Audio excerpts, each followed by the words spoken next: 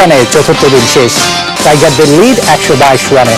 12 বছর পর অস্ট্রেলিয়ার মাটিতে অস্ট্রেলিয়াকে হারালো পাকিস্তান। ওয়ানডের অধিনায়ক হিসেবে কোহলির প্রথম ম্যাচে রানের পাহাড় ইংল্যান্ডের। খেলার আরো খবর নিয়ে মাঠে ময়দানে লগ ইন করছি আমি আসিফ আল আহমেদ। ওয়েলিংটন টেস্টের চতুর্থ দিন শেষে নিউজিল্যান্ডের বিপক্ষে 122 রানের লিড নিয়েছে বাংলাদেশ। দ্বিতীয় ইনিংসে টাইগারদের সংগ্রহ 3 উইকেটে 66 রান। এর আগে নিউজিল্যান্ড তাদের প্রথম ইনিংসে অল আউট হয় 539 রানে। এই টেস্টে মুশফিকের পর ইনজুরিতে পড়েছেন ইমরুল কায়েস। বিস্তারিত জানাচ্ছেন রফিক আল সূর্য।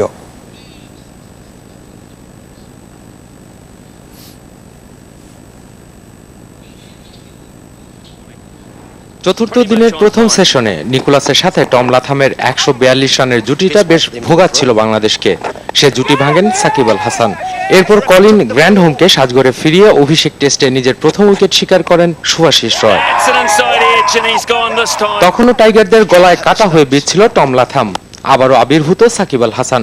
সুইপ করতে গিয়ে কয়েকবার কোনোমতে বেঁচে যান লাথাম, তবে টানা প্রচেষ্টায় শেষ হাসি হাসেন বাঁহাতি স্পিনারই। লাথামের ইনিংস থামে 177 রানে।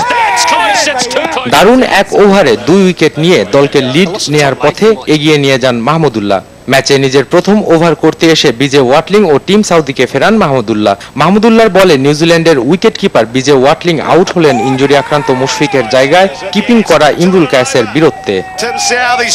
সেই সাথে বদলি উইকেট কিপার হিসেবে টেস্ট ক্রিকেটের 143 বছরের ইতিহাস বদলে দিলেন টাইগার ওপেনার ইমরুল। বদলি উইকেট কিপার হিসেবে এখনো কেউ নেননি 5টি ক্যাচ। এর আগে 1977 সালে ওয়াসিম বাডির বদলে কিপিং করতে গিয়ে ওয়েস্ট ইন্ডিজের সর্বোচ্চ 4 ব্যাটসম্যানের ক্যাচ ধরেছিলেন পাকিস্তানের মাজিদ খান। একই সাথে ইমরুল ছুঁয়েছেন মুশফিকের রেকর্ডও। উইকেটের পেছনে দাঁড়িয়ে ইমরুল কায়েস স্পর্শ করেন দেশের হয়ে সর্বোচ্চ 5 ডিসমিসালের রেকর্ড। টেইলেন্ডার ব্যাটসম্যানদের দাপটে শেষ পর্যন্ত 500 রান পার করে নিউজিল্যান্ড। শুভাশিস রায়ের বলে 73 রান করে মিচেল স্যান্টনার ফিরলে 539 রানেই শেষ হয় কিউইদের ইনিংস। ব্যাটিং স্বর্গ রিজার্ভ বেসিনে 56 রানের লিড নিয়ে দ্বিতীয় ইনিংস শুরু করে বাংলাদেশ। দারুণ ছন্দে দুর্দান্ত শুরু করে তামিম ইকবাল ও ইমরুল কায়েস, তবে সেই ছন্দ বেশিক্ষণ টিকে থাকেনি। দলীয় 46 রানে আঘাত পেয়ে ব্যক্তিগত 24 রান করে মাঠ ছাড়েন ইমরুল। এরপর দ্রুত আউট হন মাহমুদুল্লাহ ও মেহেদী হাসান মিরাজ।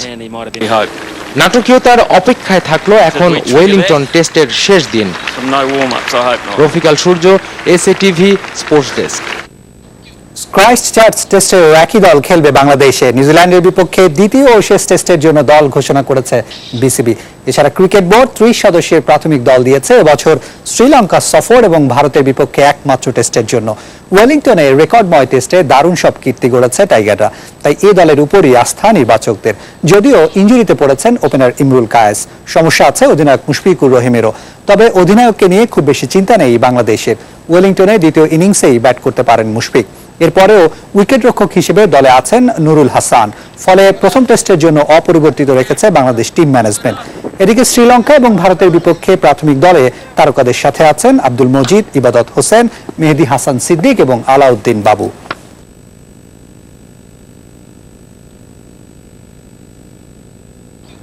এক যুগ অপেক্ষা পর অবশেষে অস্ট্রেলিয়া জয় করল পাকিস্তান। দ্বিতীয় ওয়ানডেতে পাকিস্তান জিতেছে 6 উইকেটে।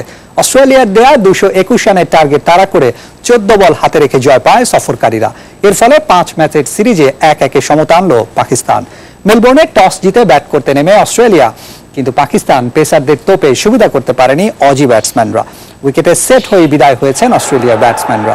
স্বাগতিকদের পক্ষে সর্বোচ্চ 7 রান করেন অধিনায়ক স্টিভেন স্মিথ। 220 রানে অল আউট হয় অস্ট্রেলিয়া। মোহাম্মদ আমির 47 রানে নিয়েছেন 3 উইকেট। জবাবে